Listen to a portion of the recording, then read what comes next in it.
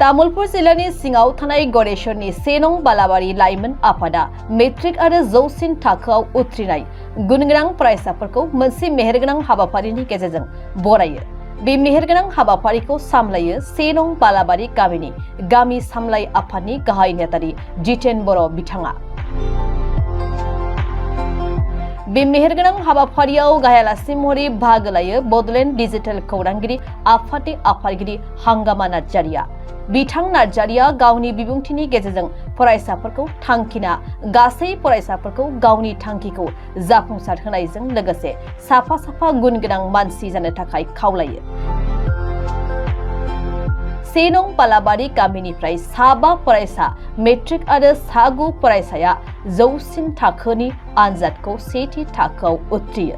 बे हाबाफारियाव गामि सामलाय आफादनि आफादगिरि मंगल चन्द्र बर' बिथाङाबो गावनि बिबुंथिनि गेजेरजों गासैबो फरायसाफोरखौ मोजाङै नाजानायजों लोगोसे जिउनि थांखिखौ होसोनायाव मेंनो नाङा होनना खावलायो। आरो बे मेलावनो गामि बोराय फैमाल नार्जारि बिथाङाबो बाहागो लायो। लोगोसे मेहेरगोनां बिबुंथिनि गेजेरजों फरायसाफोरखौ थुलुंगाखां बिबुंथि होयो। बे हाबाफारियाव बाहागो लायो फारियै समाज सिबियारि देबेन बर', हालां बर', आर'नाइ रादाबनि सुजुगिरि राजिब बर', बड'सा खौरांनि खौरांगिरि दैमालुराम बर', लोगोसे गामि रायजो राजा दिथागिरि 1 नं बालाबारि लाइमोन आफाद आरो फरायसा फरायसुलि नुजाथिनाय हाबाफारिया जोबनानै थाङो।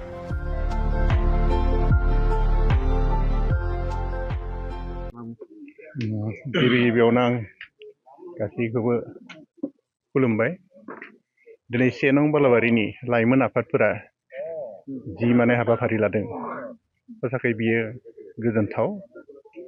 बिथांमोना मेट्रिक हायार सेकेन्डारियाव जायफोर फरायसा फरायसुलिया मोजाङै उथ्रिनो हादों बिसोरखौ जोंनि 1 नं बालाबारि गामिनिफ्राय जिथु लाइमोन आफादा बिसोरखौ बरायदों।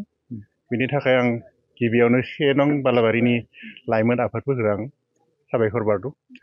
आरो लोगोसे जायफोरा मेट्रिक हायार सेकेन्डारियाव साइन्स आर्टस बा कमार्स बेयाव मोजाङै उथ्रिदों बिथांमोनखौबो आं जोंनि 1 नं बालाबारि गामिनिफ्रायनो आं साबायखर बावबाय। जाहाथे बिथांमोना गासैबो मोजाङै फरायनानै इयुनाव गामिनि लोगोसे गाव गावनि आरो लोगोसे जोंनि हादोरनि माने मानखौ मोजाङै लाखिगोन होननानै आसा खालामदों। गासैखौबो आं जाहाथे इयुनाव बिथांमोना गाव गावनि माने लाइफखौ माने बानायनो थाखाय जाहाथे मोजाङै फरायनानै सासे मोजाङै माने मानसि जानो हायो बेखौनो आं खावलायदों। दिनैनि जिथु जुगा जाबाय बादायनायनि जुग, गतिके बिथांमोना जि धरனர் फरायबोदों मेट्रिकआवनो जा बा हायार सेकेन्डारियावनो जा बे आनजादखौ उथ्रिनो जिबादि माने खस्थ' खालामना फरायदों थिग बिब्दिनो इयुनावबो बिथांमोना बिब्दिनो मोजाङै माने खस्थ' खालामनानै फरायनानै जाहाथे गाव गावनि लाइफखौ मोजाङै दाना लायो बेखौनो आं बिथांमोनखौ खावलायनाय जाबाय। मेट्रिकआव जोंनि 1 नं बालाबारिनिफ्राय 7 उथ्रिदों, मोजाङैनो उथ्रिदों। आरो लोगोसे हायार सेकेन्डारियाव 9 जन फरायसालिया मोजाङैनो उथ्रिदों। आरो जिथु कमार्सआवबो बिथांमोना मोजाङैनो माने उथ्रिनो हादों होननानै जों मिथिदों। बेखिनियानो।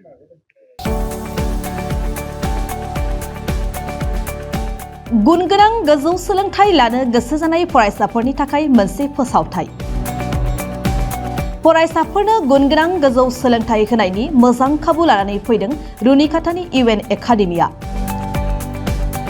रुनिकाटानि UN एकाडेमियाव 2025-26 सोलोंथाइ बोसोरनि थाखाय गोदानै मुं थिसननाया सोलिगासिनो।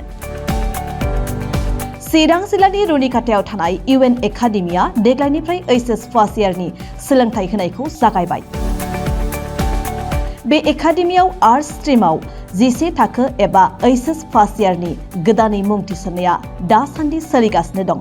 रोंगौथि गोनां फोरोंगिरिनि फोरोंथाइ होनाय आरो सोलोंथाइनि गासै गोनां खाबुफोर थानाय बे एकाडेमियाव गुन गोनां सोलोंथाइ होनायजों लोगोसे हौवासा आरो हिन्जावसाफोरनि थानायनि थाखाय आलादा आलादायै साखोन सिखोनै हस्टेलनि खाबु दं।